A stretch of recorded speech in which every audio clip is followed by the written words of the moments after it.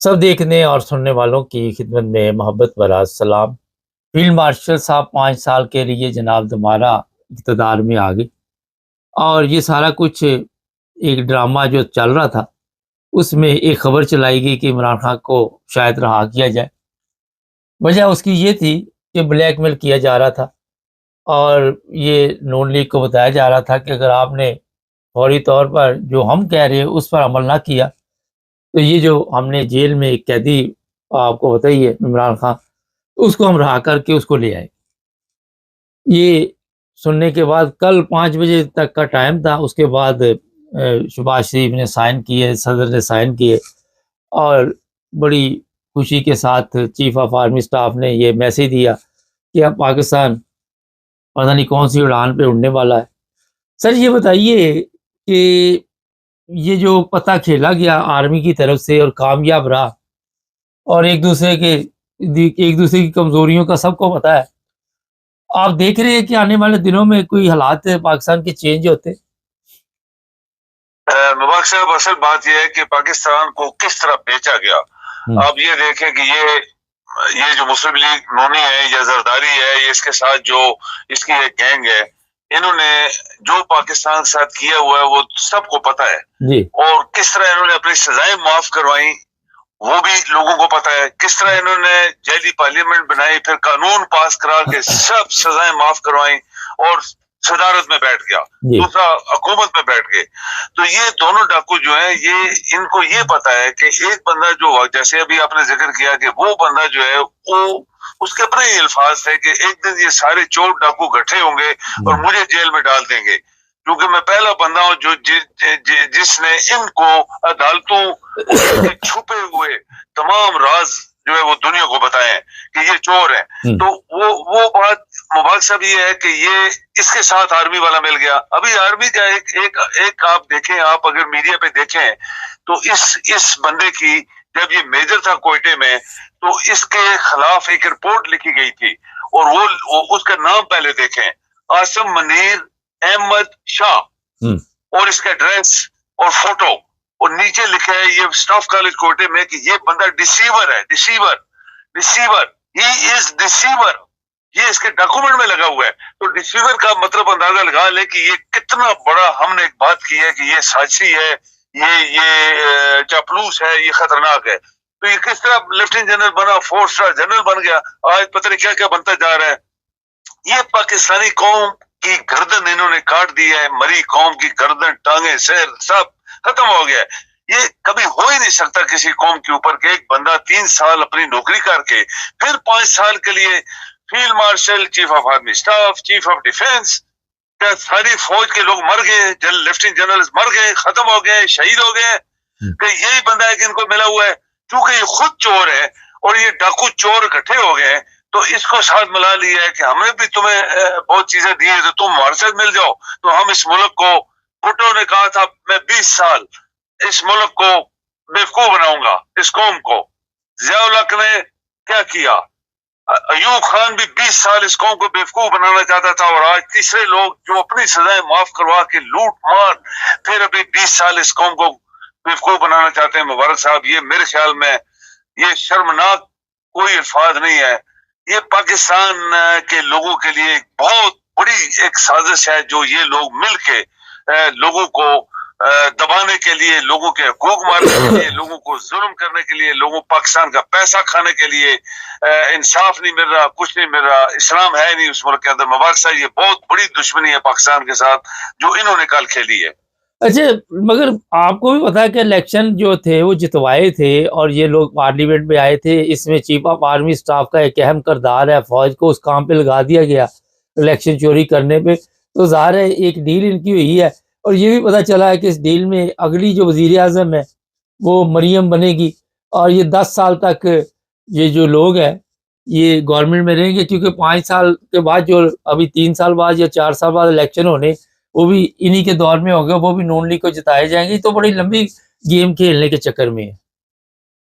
देखिए मुबारक साहब, ये इंसान के सही बात है। आप देखें कि इन्हीं लोगों ने किस तरह मुशर्रफ का जहाज अगवा करवाया था, किस तरह उसको कहते थे इंडिया ले जाओ इसको। यानी ये वो लोग हैं जो टलते नहीं है कोई भी बड़े से बड़ा काम करने के लिए। ये जो मोटे दिमाग का आदमी है, खोते वाला दिमाग है जिस बंदे का, इसने जितने चीफ ऑफ आर्मी स्टाफ बनाए सब ने बेड़ा गर्क किया पाकिस्तान का। मुशर्रफ ने किया, इसके बाद दूसरा रहील आया, वो खा पी के चला गया। इसके बाद बाजवा आया, उसने क्या किया इस कौम के साथ। इसके बाद ये टपक पड़ा, वो भी इन्होंने बनाया। इसको फिर एक्सटेंशन आ गए 5 साल और एयरफोर्स के चीफ को। ये इतने खतरनाक लोग हैं कि इन्होंने पाकिस्तान का बेड़ा गर्क कर दिया है। लेकिन बात होती है मुबारक साहब अवाम की। बांग्लादेश में देखें, आप देखें श्रीलंका में, आप देखें और मुल्कों में जहां पे लोगों के साथ ज्यादती होती है, किस तरह लोग जाने देते हैं। 1000 स्टूडेंट मारा गया था, तो उन्होंने फिर आखिर उल्टा दिया ना उसका तख्ता। 15 साल से बैठी थी वो।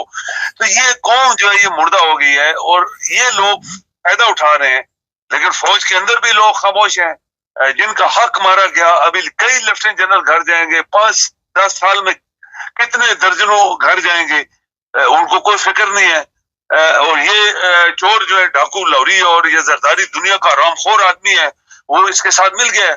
तो ये मुबारक साहब ये बहुत बदबख्ती है और बहुत सा दिन है पाकिस्तान के लिए जो कुछ कल हुआ और आइंदा 10 साल जो पाकिस्तान के साथ होने वाला है।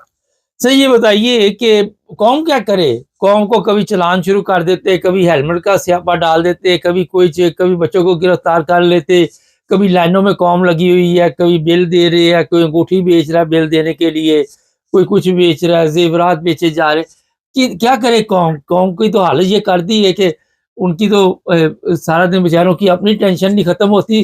तो आपको ही पता है जब कौम भूखी हो तो वो कहाँ क्या कर सकती है। देखिए मुबारक साहब, कौमें कुर्बानी देती हैं और कुर्बानी जो होती है वो उसमें फिर जाने जाती हैं। आप देखें कायदे आजम के अल्फाज थे कि इस मुल्क को बचाने के लिए बहुत सारी कुर्बानियां देनी पड़ेंगी।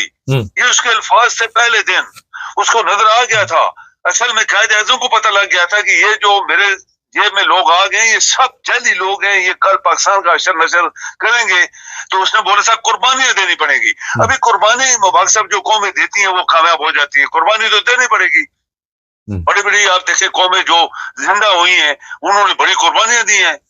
पाकिस्तानी कौम ये तितर बटेरे और तिक्के कबाब और खा पी के मुल्ले जो हैं और ये मुसले ये खा के लेट जाते हैं। अब यूरोप में देखें, मैं आज सुबह यकीन करें मुबारक साहब, मैंने 6 बजे आज मैं गाड़ी चला के निकला, किसी जगह जाना था, मैंने देखा पूरी लाइन ट्रैफिक जैम थी 6 बजे सुबह। जबकि पाकिस्तान के मुसले और पाकिस्तान के मुल्ले रात को खा खा के वो टांगे फैला के और सोए होते हैं। तो जो कौमें सोई होती है मुबारक साहब, उनको नहीं मिलती इज्जत। ये दुनिया का एक दस्तूर है और दुनिया का एक सबक है। कौमें कुर्बानी देती हैं और कुर्बानी के लिए फिर जाने देनी पड़ती हैं। और के लोग जो है ये इस काबिल ही नहीं है, ये नकली कौम है, ये मरी हुई कौम है। बस इसके बाद इनको कुछ नहीं मिलने वाला। ये 10 साल क्या अशर करेंगे इस कौम का, ये आप भी देखेंगे। अगर हम भी जिंदा हुए तो हम भी देखेंगे। बहुत शुक्रिया सर। नाज़रीन, ये मैं बता दूं कि बहुत बुरे दिन आने वाले हैं कौम के ऊपर। जो काम पहले हुए थे वो तो आप भूल जाएंगे। आपको कई दफ़ा ये लतीफ़ा सुनाया मैंने कि कोई बंदा था बड़ा ज़ालिम, तो उसने कहा कि यार मैं लोगों के साथ लड़ाई झगड़ा करता, जो कोई भी वहाँ से जाता गली से उसको गालियाँ निकालता और बुरा भला कहता। तो कहने लगा यार कुछ ऐसा करना, दोनों बेटों को बुला के कहा कि लोग मुझे याद करें। उन्होंने कहा अब्बा फिक्र ही न कर। और फिर उन्होंने जहाँ पे अब्बा चारपाई डाल के बैठता था, गालियाँ निकालता था, वहाँ पे जो भी गुजरे उसको मारना शुरू कर दिया, टांगे पकड़ ली, कुटना शुरू कर देता। तो वो लोग कहने लगे यार इनका अब्बा बड़ा अच्छा बंदा था। अच्छा अब आ जाते, अब्बा बड़ा अच्छा बंदा था बाजवा साहब। बाजवा साहब के लिए पिछले दिनों नवाज शरीफ का एक बयान जारी हुआ था। उसने कहा था कि जनाब इसका भी हिसाब किताब करो, ये इमरान खान को लेके जो लोग आए थे।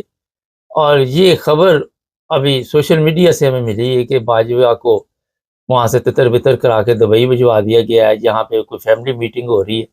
और आपको पता है मुशर्रफ को ही भिजवा दिया गया था और शायद इसमें ये सौदेबाजी कोई ना कोई हुई हो।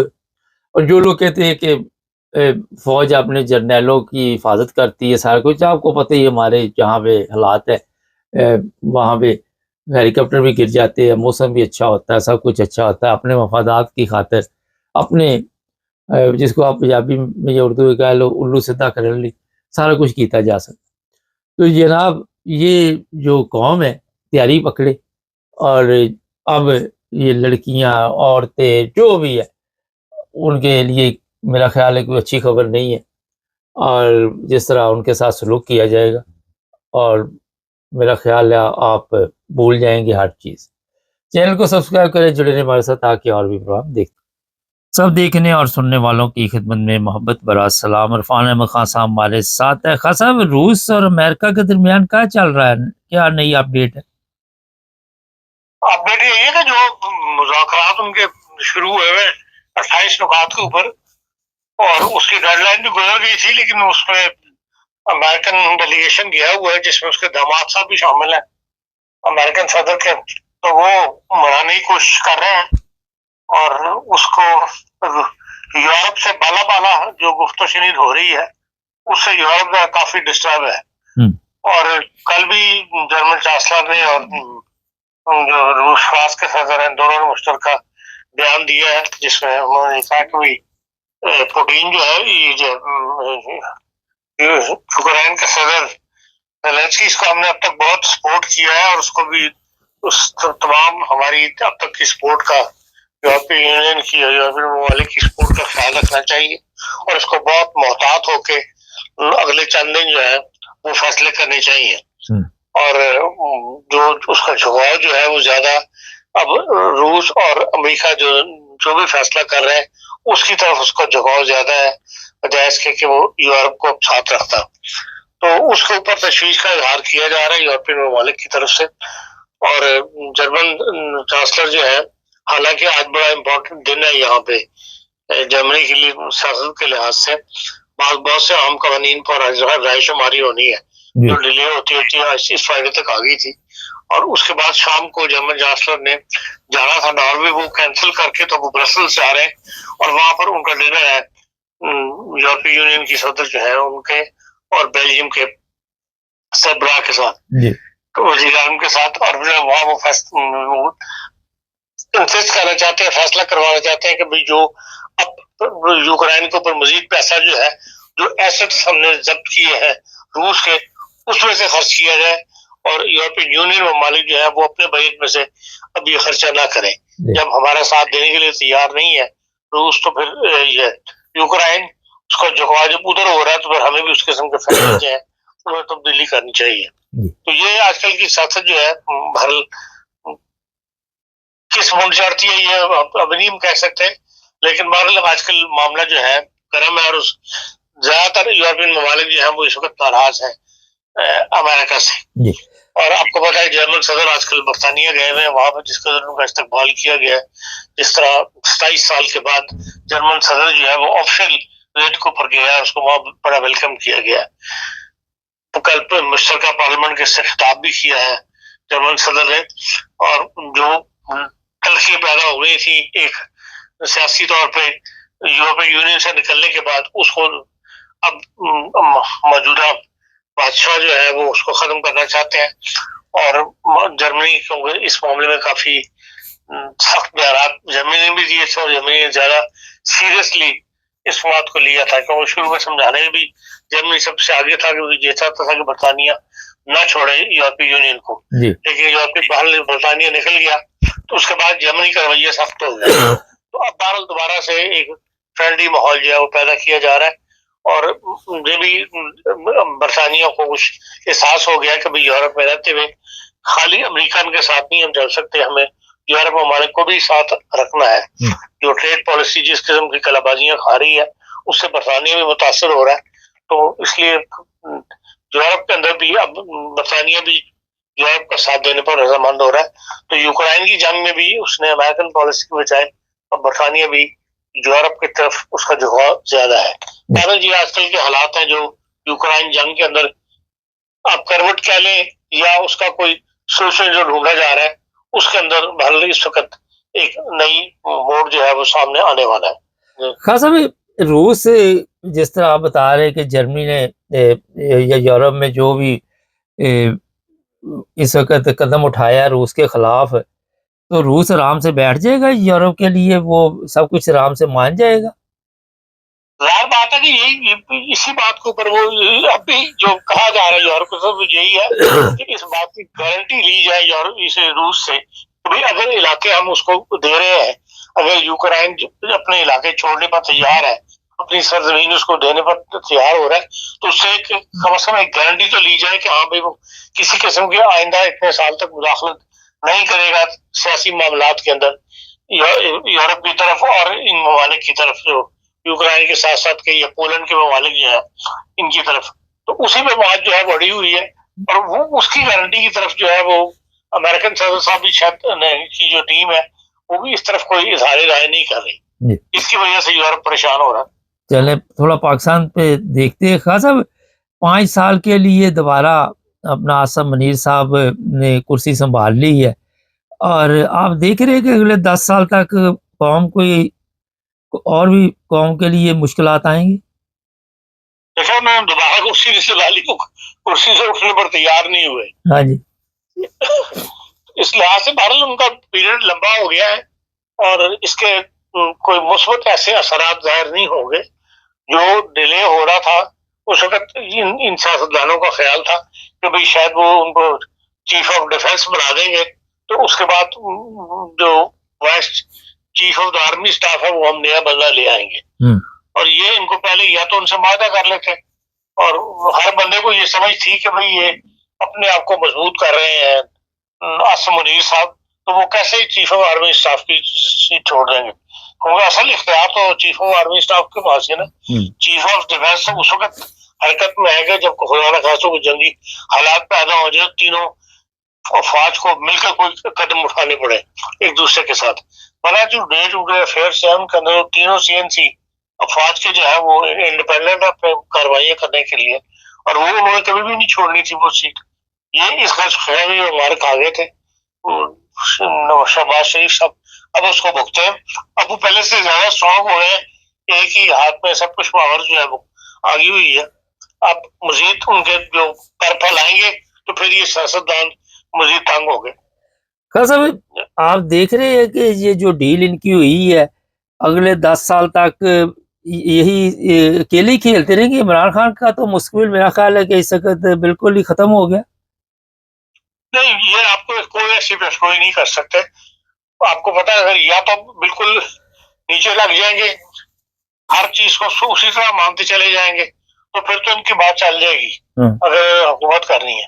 नहीं तो फिर यह कि अगले कोई लोग उसका मुतबादल ले आएंगे, या आपको उन्होंने सोच रखा होगा, या चलेगा वही जो अब आर्मी अम्ब्रेला के नीचे अपने आप को कुर्बान करेगा, अपनी सियासत को कुर्बान करेगा, अपने नजरिए को कुर्बान करेगा, एक रात गुजार बंदा बन के वक्त गुजारेगा तो चलती रहेगी।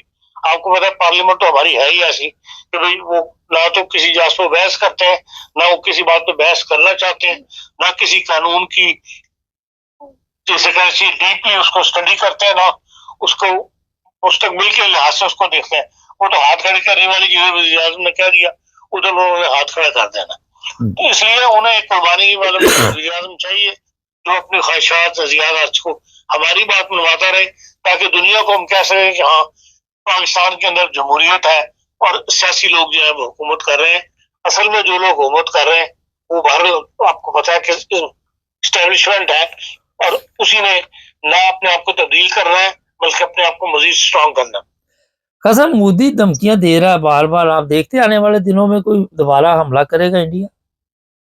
जैसे मोदी ने जो इतने अमेरिकन दबाव के बावजूद जिस तरह उसने कल वेलकम किया है रशियन प्रेसिडेंट को, और ये कहा है कि हम हमारा जो सलाह एक दफा हम जरूर मिलते हैं, उसकी 8 सालगिरह हम उसको पर मिल रहे हैं, और 35% तेल जो वो लेता है वहां से रशिया से, उसको हटाने की जो बैरूनी कोशिशें हैं उनको उन्होंने कहा कि हम मिलकर कोई हल उसका तलाश कर लेंगे, तो हम अपनी पार्टनरशिप खत्म करने पर तैयार नहीं है। तो इस लिहाज से तो भारत उसको एक स्ट्रॉन्ग पार्टनर जो है मिला हुआ है, और बल्कि जो नजर ये आ रहा है वो खुद इस डायरेक्शन में जा रहे हैं कि वो चाइना को भी साथ मिला लें, चाइना और भारत के जो इख्तिलाफात हैं उन्हें खत्म करके एक स्ट्रॉन्ग ग्रुप जो है वो बन जाए, जिसमें चाइना भी हो, भारत भी हो और रूस भी हो, अमेरिका को जवाब देने के लिए। जी, तो अगर इसमें वो कामयाब हो गए तो हमारी पोजीशन तो और कमजोर हो जाएगी। बहुत शुक्रिया खान साहब। नाज़रीन, पार्लियामेंट में बस आपने जी जी जी जी जी जी करना।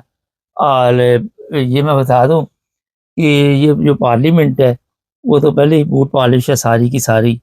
और इसी तरह जेली सिस्टम के साथ थे, कब तक ये सिस्टम चलाया जाएगा आने वाले दिनों में पता चलेगा। मगर जो हालात मैं देख रहा हूँ पाकिस्तान के, कोई अच्छे नहीं है, और भी बदतरीन हालात आने वाले हैं। और उसके लिए मेरा कौम को भी तैयार रहना चाहिए, क्योंकि जो जुल्म रह गए थे बाकी वो अब शुरू होंगे। खैर, पाकिस्तानी कौम का भी इसमें कसूर है, क्योंकि पाकिस्तानी कौम ने आज तक खुद भी आज़ादी के लिए कोई जदोजहद नहीं की। चैनल को सब्सक्राइब कर ले, जुड़े रहे हमारे साथ, ताकि और भी प्रोग्राम देखते रहे। और ये भी आपको बता देते कि हमारी कोशिश होती है कि अच्छे से अच्छे प्रोग्राम आपके लिए लेके आए। अल्लाह हाफ़िज़। सब देखने और सुनने वालों की खिदमत में मोहब्बत भरा सलाम। जर्मनी में जो लोग नेशनलिटी लेना चाहते हैं उनके लिए आज बड़ा अहम प्रोग्राम। और आपको पता है कि इस वक्त जर्मनी के साथ साथ यूरोपियन दूसरे ममालिक में भी सख्ती शुरू हो चुकी है, और लोगों को वापस भी भेजा जा रहा है, पकड़ दकड़ भी है, जराइम पेशा अफराद को भी पकड़ा जा रहा है, दूसरे भी जो भी काबू आ जाए उसे वापस भेजा जा रहा है। लेकिन जो नेशनलिटी का इशू है उस बार लोग क्योंकि चाहते हैं कि हमारे पास जर्मन पासपोर्ट हो, हम दंदनाते फिरे पूरे यूरोप में या दुनिया भर में। लेकिन जो जर्मन ज़बान है उसकी वजह से कई लोग जो है वो मुश्किल में इस वक्त पड़ गए। एक ऐसे ऐसे गलत काम का पता चला है जर्मन गवर्नमेंट को कि जो सर्टिफिकेट आप लेते हैं जर्मन ज़बान का, पता चला है कि 2 नंबर सर्टिफिकेट दिए जाते हैं। और जो लोग भी ये 2 नंबर सर्टिफिकेट लेते हैं उनको भी नहीं कईयों को पता होता कि कहाँ से लिया है, और ये जो कॉलेज है या ऑनलाइन आपने सर्टिफिकेट लिया है ये असली है, ये कॉलेज असली है, नकली है, क्या है।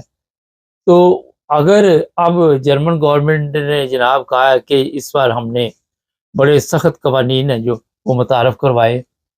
अगर आपने किसी वजह से भी, ये आपकी ज़िम्मेदारी कि आपने ये चेक करना कि ये कॉलेज असली है या नकली है, या ये जहाँ से भी लेना है। गलत पेपर दिया, वहाँ पे जाली सर्टिफिकेट दिया कि आपने जर्मन ज़बान का कोर्स किया हुआ है, और फिर आप क्योंकि अब वो चेक कर रहे हैं सबके, वो इस बार अब ज़ाहिर है जब खबर चल रही है और उन तक पहुँची है तो पता चला ही है, तो यहाँ तक का बात पहुँची है। तो 10 साल तक आप जर्मन नेशनलिटी नहीं ले सकते। और जिन लोगों ने ये जमा करवाए हुए हैं, उनके भी अगर पता चल गया, ये तो बाद की बात है ना, जिन्होंने जमा करवाए हुए हैं नेशनलिटी के लिए पेपर, और उनके ये जो सर्टिफिकेट जाली हुए किसी कॉलेज वॉलेज के, तो उनकी भी नेशनलिटी 10 साल तक वो नहीं ले सकते, ये केस रिजेक्ट कर दिया जाएगा।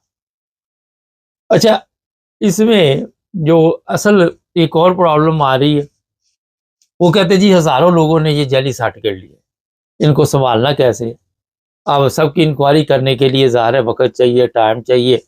जिन लोगों ने ले ली हुई है नेशनलिटी, उनके लिए ये खबर है कि शायद वो बच जाएँ, इतना बड़ा काम ना हो, क्योंकि ये काफ़ी पंडोरा बॉक्स खुल जाएगा और इस बार फिर कौन काम करेगा। लेकिन अगर किसी का पता चल जाए किसी वक़्त भी, फ़र्ज़ करें कोई शिकायत ही लगा देता आपकी, जिसको आपने बताया होगा, और उसने अगर जाके बता दिया वहाँ पे और उन्होंने चेक कर लिया, तो आपकी जर्मन नेशनलिटी जो है वो भी ख़त्म कर दी जाएगी फ़ौरी तौर पे, और फिर आप 10 साल तक क्यू में लगे रहे। 10 साल बाद, 10 साल बड़ा अरसा होता है, कई लोग 10 साल मेरा ज़िंदा भी नहीं रहते, अल्लाह बेहतर जानता है। लेकिन ये है कि वो गाना नहीं है, ले आई फिर कहाँ पे किस्मत हमें कहाँ से, ये तो वही जगह है गुजरे थे हम जहाँ से। तो जनाब, इस बार आपने अब सीरियस से लेना है इस चीज़ को, और किसी भी कॉलेज से सर्टिफिकेट लेने से पहले उसका गूगल में जाके चेक करें, उसे देखें कि ये बिल्कुल यहाँ से जो सर्टिफिकेट हम ले रहे हैं ये कॉलेज असली है। और ज़्यादा लोगों को वैसे पता होता है, जो आपको पता है ये स्विच प्रोग्राम करते हैं, उनको इल्म में होता है कि कैसे ये लेना है। एक तो ये बात आपको मैंने बता दी है। दूसरी बात मैं कई प्रोग्राम में बता चुका हूँ कि जाली पेपर जब आप देते हैं तो 3 साल तक की जेल भी हो सकती है अगर सरकारी वकील आपके खिलाफ अनसाइगे कर दे या केस दायर कर दे जो भी है, तो वो फिर आपको 3 साल तक जेल भी हो सकती है, मगर देते नहीं है जेल वगैरह। इसमें पहली दफ़ा वार्निंग ही होती है कि अगर आपने दोबारा कोई ऐसा काम डाला तो आपको सज़ा हो सकती है। लेकिन आपके कागज़ गंदे हो जाएँगे, आपकी फ़ाइल गंदी हो जाएगी, आपके लिए मुश्किलात शुरू हो जाएगी। और ये भी मैं बता दूँ कि जो पुलिस रिपोर्ट आएगी, उसमें भी ये सब कुछ लिखा जाएगा कि आपने ये काम डाला है, आपने फ्रॉड किया है जो गवर्नमेंट के साथ। और फिर आपको पता ही है, इस चक्कर में आजकल तो वहाँ पे अगर टैक्सी का भी लाइसेंस लेना हो तो वो भी पुलिस रिपोर्ट माँगते हैं, हर चीज़ के लिए पुलिस रिपोर्ट की ज़रूरत होती है।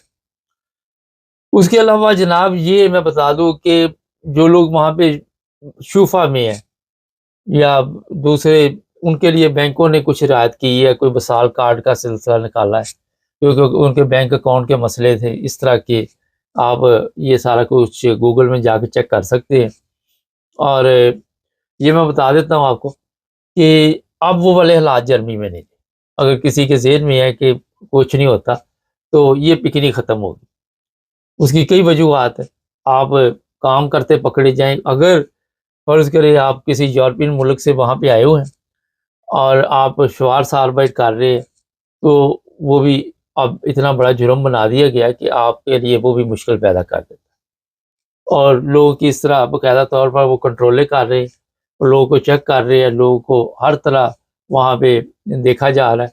और जिन लोगों ने वहाँ पेपर लेके ज़िंदगी गुजारनी है, वो तो बिल्कुल कोई गलत काम ना करें, वो बिल्कुल ठीक काम करें और वहाँ पे आपने रहना है। अगर आप की कोई भी गलती इस तरह की हुई, तो उससे आपके जो वहाँ रेज़िडेंट परमिट है, फंडल अलाउंस है, उस पर असर पड़ सकता है। नेशनैलिटी तो दूर की बात है।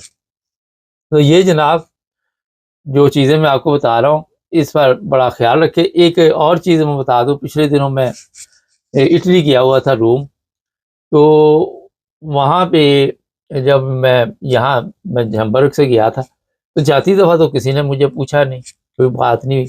जब मैं वापस आने लगा, तो वो कहती जी पासपोर्ट दिखाओ।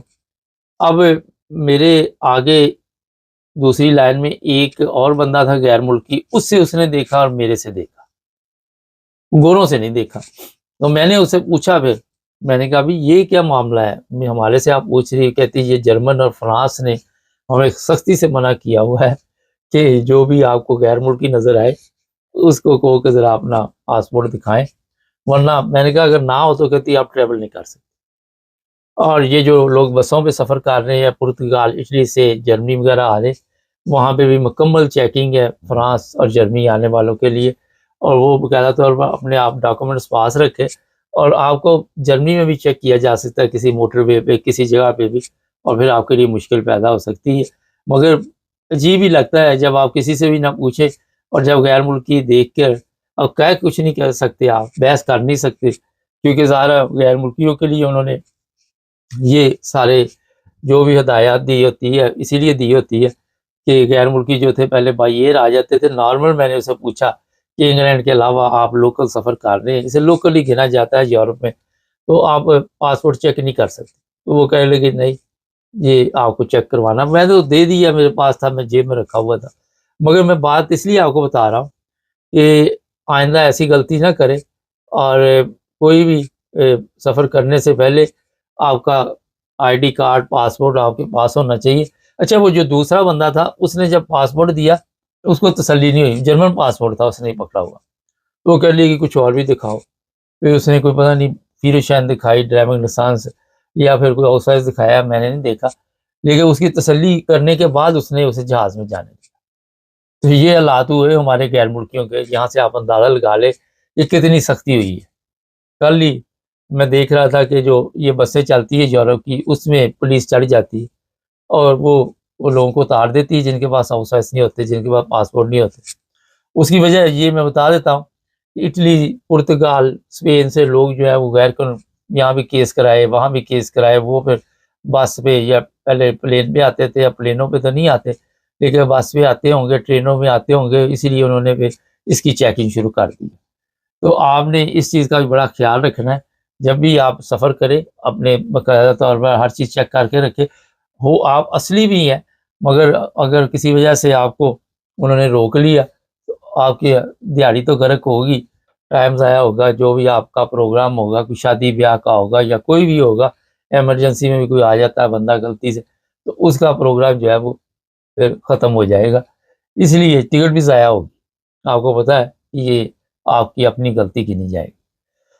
तो ये चंद जर्मनी के हवाले से चीज़ें थी जो आपको बता दी गई है। यूरोप के हवाले से भी, सफ़र के हवाले से भी, तो लोग इससे फ़ायदा उठाएँ।